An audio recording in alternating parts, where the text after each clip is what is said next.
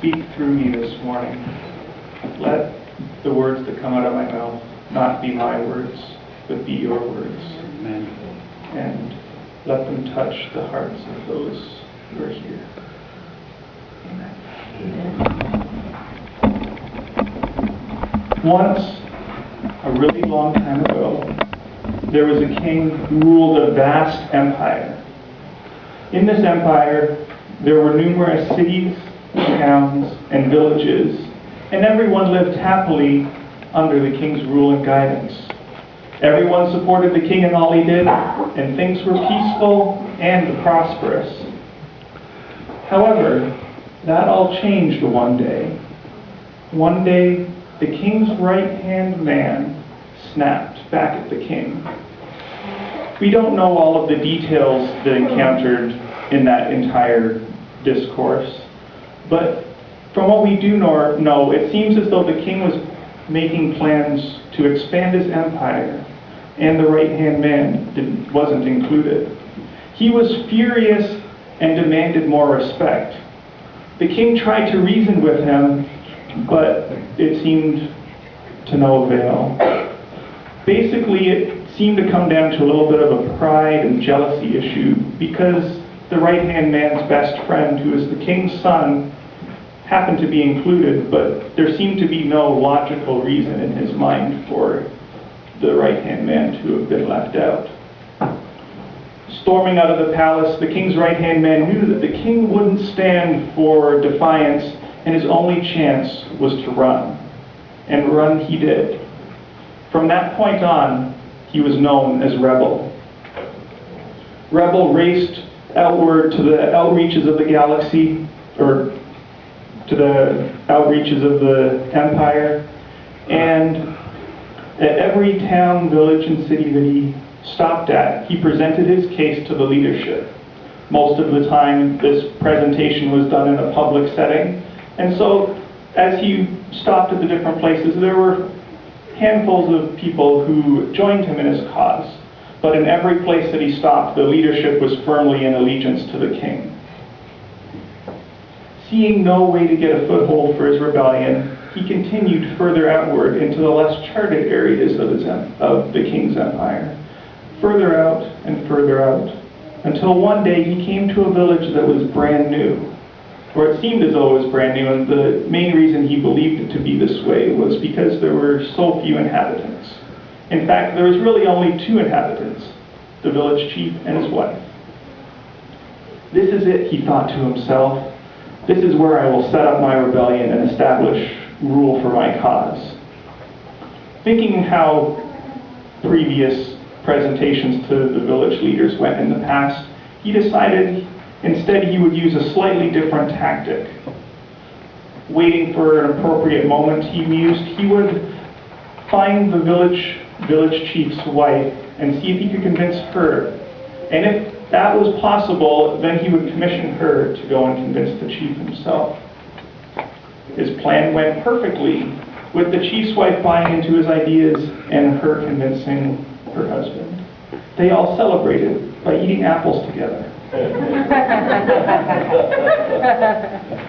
A river flowed nearby, and after finishing an apple, Rebel walked over to it. At the base of the river, there were hundreds, if not thousands, of small, smooth, black and clear stones. Rebel picked up 2 stones, wrote a short phrase on each, and then placed them in a small cloth bag that he was carrying. Returning back to the chief and his wife, he presented them with a challenge. At the river over there, I drew a black and clear stone and placed them in this bag. Draw out the clear stone, and I will let you live. Draw out the black stone, and you will die. Refuse to play along with this challenge, and my band of followers over there will do away with you both, and basically get rid of you for me. Why? We already agreed to join you, the chief responded. Why are you doing this to us? Because I want to know if I can trust you. Consider this an initiation of sorts. Seeing no way out of the challenge, the chief put his hand into the bag and drew out one of the stones. Realizing it was black, he fell to his knees and just begged, "Please don't kill us, please don't kill us. We'll do anything you want, we'll give you anything you want." Rebel knew exactly what he wanted, but he stalled for time. He stalled for theatrics. He stalled to just get the tension in the air to be just right. "Why shouldn't I kill you? You drew a black stone and you knew that that means death. But I'm also feeling a little generous. There is something that I would take in payment for your life." "Oh, what is it? What is it?" "This is a nice village you have here. Deed the village over to us. Just give it to me and a band of followers, and we'll let you live here peacefully. We'll even treat you like kings here. I'll give you anything you ask for, and you can do anything you want. Just submit to me and my rule here in this village, and things will be all right." Sorrowfully, the village chief thought about it and said, "Well, apparently we don't have any other choice. Okay, Rebel, the village is yours. We submit to you and your rule." Things stayed this way for a very long time. The chief and his wife had children, and their family grew to be quite large. Every so often, one of the chief's family, one of the chief's descendants, hearing about the story of how Rebel came to power, would go and challenge Rebel on the validity of his rule. And every time that happened, Rebel's challenge or Rebel's response remained the same. "In this bag, there are two stones, one clear and one black. Draw out the clear stone and you will live. Draw out the black stone and you die." Inevitably, he wouldn't be swayed by any other talk or challenge, and ultimately, everybody who picked from the bag picked a black stone and was promptly executed. Rebel really wasn't interested in forcing the challenge or really on killing any of the villagers anymore. He had what he wanted. He had a village and he had a rule. And he knew that at this point in his phasing of his plan, he really didn't need to kill anybody more. He actually needed to have a lot of villagers, well, a lot of passive villagers, because in his mind, the more people he had in his rebellion and his movement, the less likely it would be that the king would come and wipe the village out. And over time, the villagers did become passive. And once that happened over time, and over numerous generations, Rebel was slowly able to shift the values and the culture to one that was contrary to the ideals of the king. But one thing that stayed constant in Rebel's rulebook, as the cornerstones, if you will, to his movement and revolt against the king, was the two black stones. Perhaps it would be best to pause for a moment and look at what Rebel wrote on each of the two black stones. If you have Bibles, turn with me to Romans 3:23 to find the phrase that Rebel wrote on the first black stone. Rebel really isn't interested in the context of this particular verse. He just likes the way that this verse sounds, and it really fits well with his empire. This is Romans 3:23, and it will be up on the screen for those of you who don't have Bibles with you and want to follow along. "For all have sinned and fall short of the glory of God." This phrase, written on this black stone, was significant because it brought unity to Rebel's movement. Everyone has sinned and falls short of God's glory. This is the banner that Rebel was interested in waving because everyone has sinned, therefore it's okay. He wanted to subtly using this phrase, bring the standard of the king down to his level. And this was the phrase he had decided to use. The second stone had on it an equally disturbing phrase. This one, Rebel actually took and modified from the wall in the king's courtroom. It now reads what has been written as the first phrase in Romans 6:23.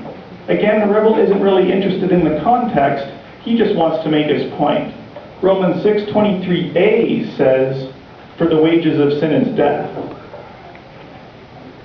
Rebel liked the sound of this phrase. But if we turn the second stone over, we can see in very faded letters the original excerpt from a much larger piece of courtroom declaration taken from the king's wall. Rebel really only was interested in including this phrase, and this is in Ezekiel 18, verse 4b, the last portion of this verse. The soul who sins is the one who will die. Rebel liked both phrases, but he preferred the modification because the modification had a sort of monetary element to it. Rebel knew the power money had over the mind, and he enjoyed twisting it to his advantage. Rebel knew that God had created money, but he loved the power money had over most of the villagers.